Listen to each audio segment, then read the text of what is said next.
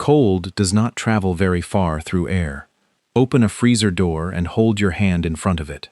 Now take one step back. It is gone. But some of the coldest rooms in Dubai are cooled by machinery that can sit half a mile away, on the far side of a road, inside a low building, with no windows and no name on the door. The cold arrives as water. It comes in under the street through a pipe wide enough to crawl into. It rises up a shaft inside the tower. It passes through a coil in a plant room on a service floor nobody visits. Then it leaves the way it came, running back down and out to the plant, warmer than when it arrived. At first, this might just seem like plumbing. It is not. That return pipe is the part of the system that decides how many more towers a district can hold and how much every tenant already inside it pays each month. So what happens when the water going back out is not as warm as it is supposed to be? And why would a plant operator lose more sleep over the return line than over the machine that makes the cold in the first place? You have walked out of a 110-degree afternoon into a Dubai mall and felt the cold arrive like something solid. You felt it as air. It was not made as air.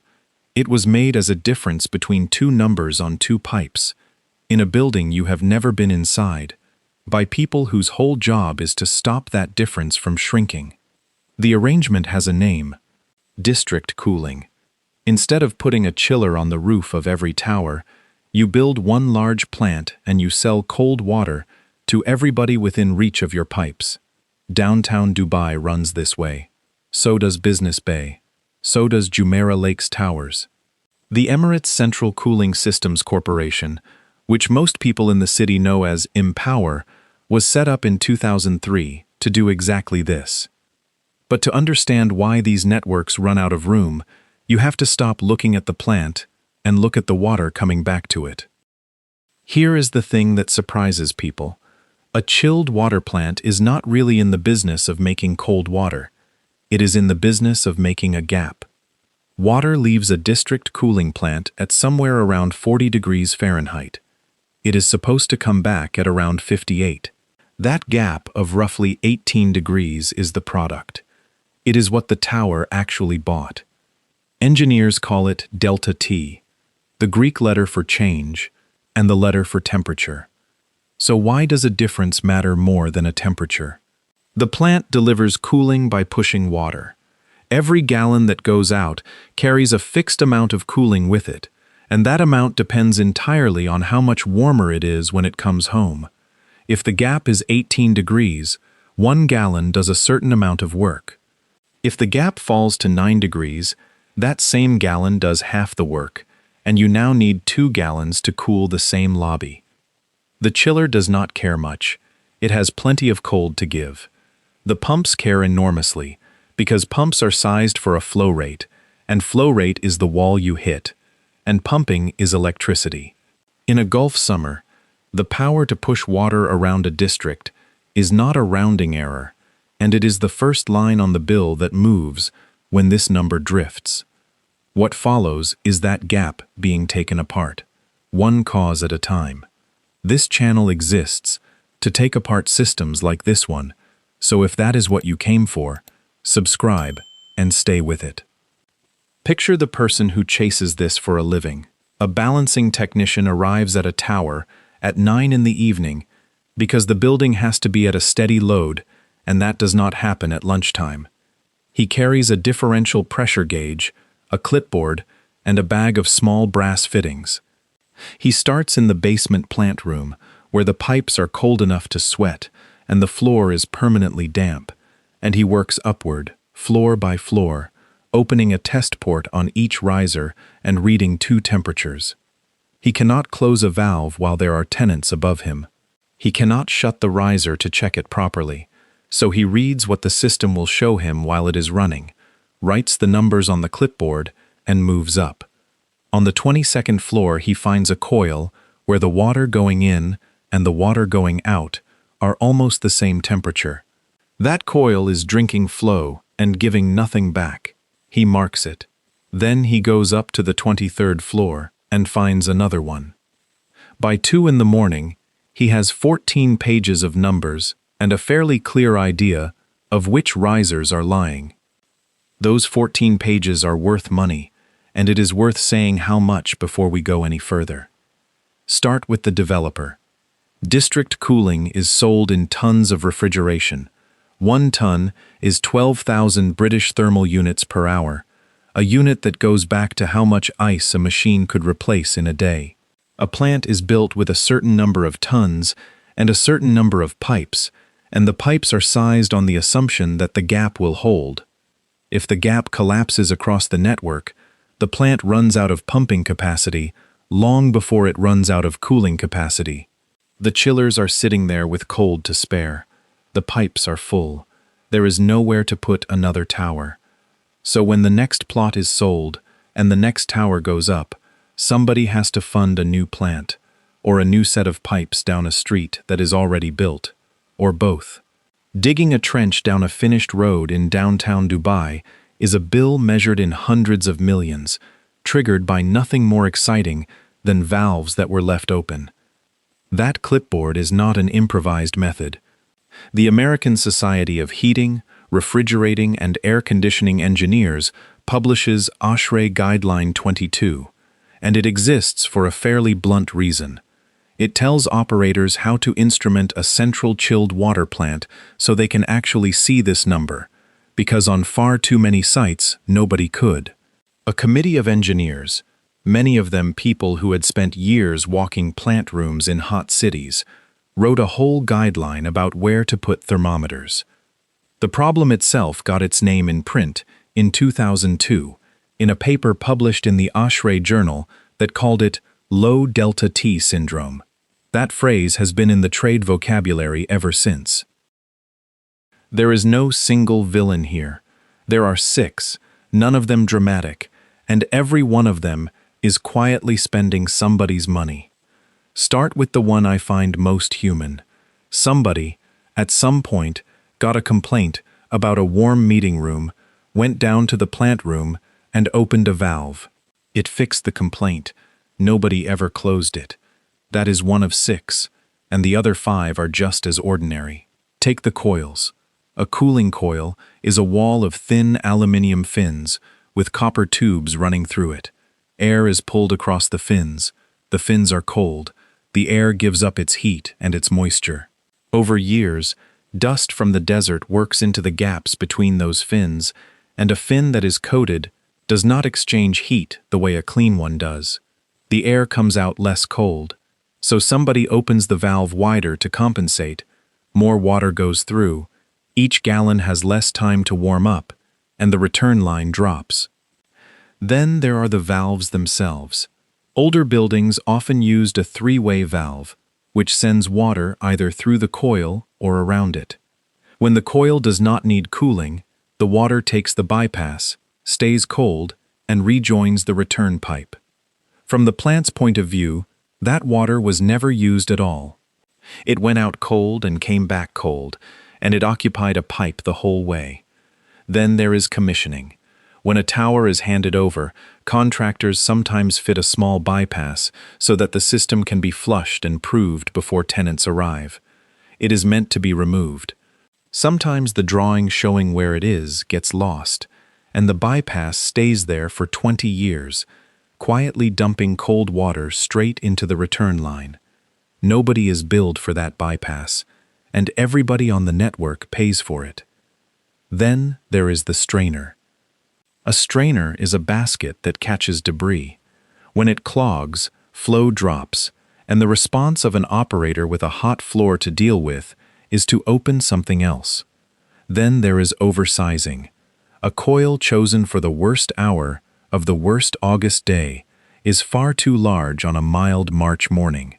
Oversized coils at low load are one of the most reliable ways to wreck a return temperature. Somebody chose that coil to avoid a complaint on one afternoon in August, and the network has been paying for the choice on every other afternoon since. This is not a Gulf problem. It shows up in Chicago and in Singapore. What the Gulf adds is that the worst hour is worse, and the mild morning barely exists. Ask 2 questions about that list. If a tenant's fit-out contractor added a coil that is not on any drawing, how would the network ever find out? And if the building has changed hands twice since it opened in 2010, who still has the commissioning records?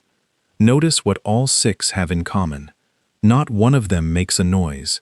Nothing trips. No alarm goes off in any control room. A pump that is working too hard sounds exactly like a pump. The lobby stays cold, the tenant stays quiet, and the fault has no way of reaching anybody who could act on it. That is why the return line matters. It is the only place in the building where these 6 faults leave a mark you can read. You have already heard what a collapsed gap does to a developer. It does more than that, and every part of it has a name attached. Then, the tenant. In most district cooling contracts, you pay 2 ways. You pay for what you consume, and you pay a standing capacity charge for the connection you reserved. When a network is short of headroom, the capacity charge is where that shortage shows up, and it shows up on the bill of an office manager who has never heard the phrase delta T and has no way to act on it. Then the operator. If the pumps are the limit, the operator runs another pump. The International District Energy Association has spent years making the same argument to its members, which is that the cheapest cooling capacity anybody can buy is the capacity they already own and are wasting. And then the person who has to sign. Somewhere there is an asset manager holding a report that says the network is at 90% of hydraulic capacity, with a recommendation to spend money on retro commissioning, and a competing recommendation to spend the same money on a lobby refurbishment that tenants will actually see. Ask yourself honestly, which one gets approved in a year when leasing is soft? And there is a timing trap underneath all of it. The developer who built the plant has usually sold the towers and moved on. The operator running it signed a concession that may last 30 years. The tenant, complaining about the bill, signed a lease for 5. Nobody in that chain owns both the problem and the period over which fixing it pays back. An engineer can hand you a report showing that 8 buildings are costing the district a plant's worth of capacity and still not be able to name a single person whose budget benefits from acting on it this year. I looked for published delta T performance figures for any specific Dubai district cooling network, and I could not find them. Operators treat that number as commercial information, which is understandable and also a shame.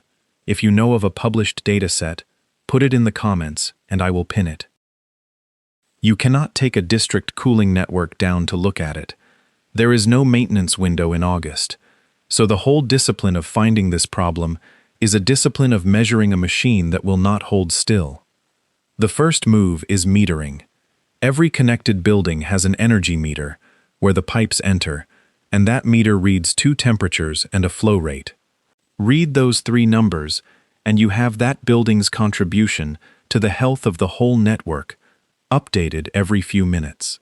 The Air Conditioning, Heating, and Refrigeration Institute publishes RE Standard 555-590, which is how everyone agrees what a chiller is actually capable of before anybody argues about what it is doing. The second move is ranking. You do not fix a network. You fix the 8 buildings causing most of the damage, and metering tells you which 8. The third move is walking the risers, which is what our technician was doing, and it is slow. A tall tower can have 20 separate air handling units per floor group, and somebody has to stand in front of each one. Here is the operational question set that makes this hard, and none of these have neat answers. Is the coil on floor 22 fouled, or is it fine and the valve above it is failing to close? If you replace the valve and the number does not improve, was the diagnosis wrong, or was there a second fault sitting behind the first one? Weather complicates all of it. On a mild day in January, a network can look healthy simply because nothing is loaded. Every serious assessment has to be made in the heat, which is the same period in which nobody is allowed to interrupt anything.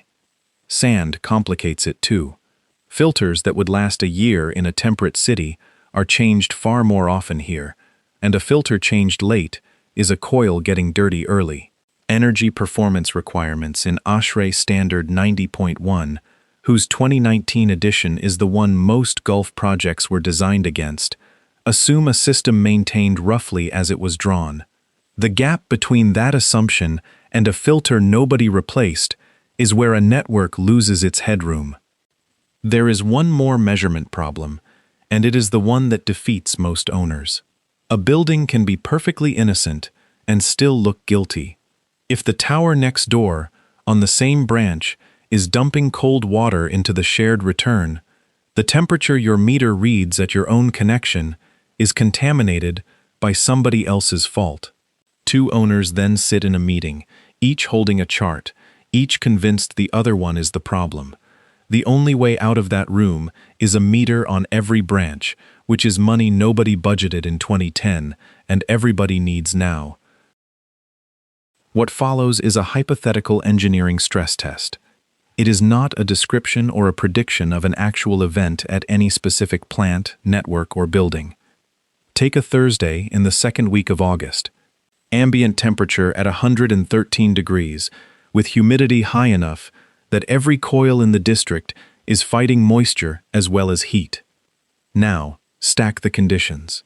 One of the plant's chillers is out for scheduled overhaul, booked months ago on the assumption of an average summer.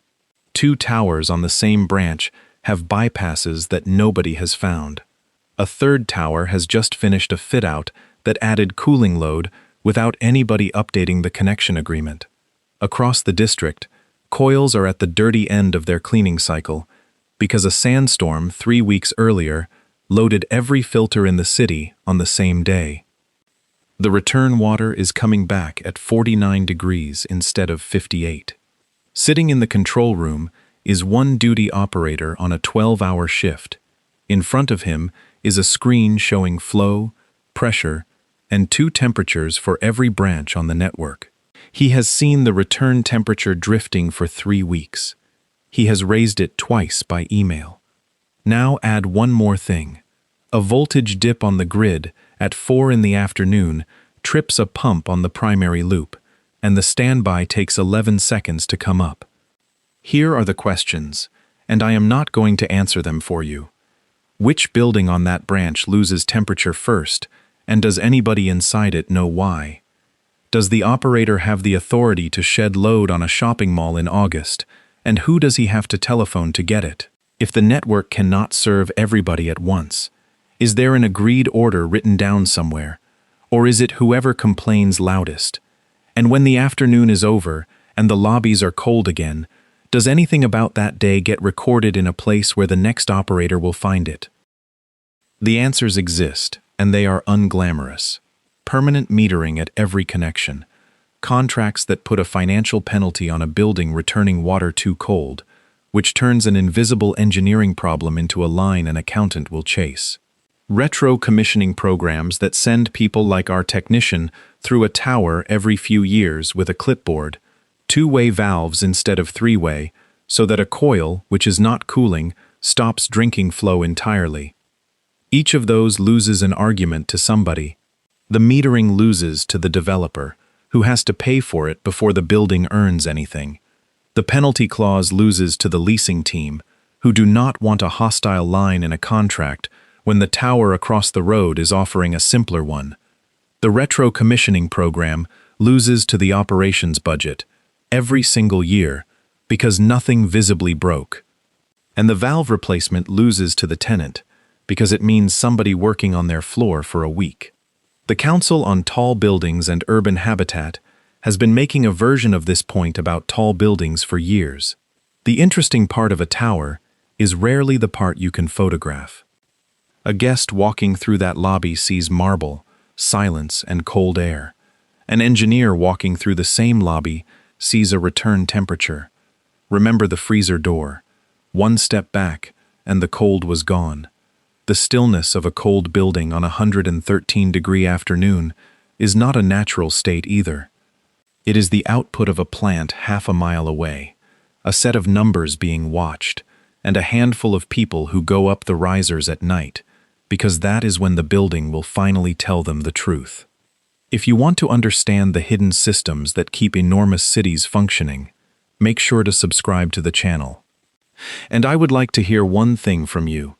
Have you ever worked in an office where one floor was always cold and another was always warm, and nobody could explain it?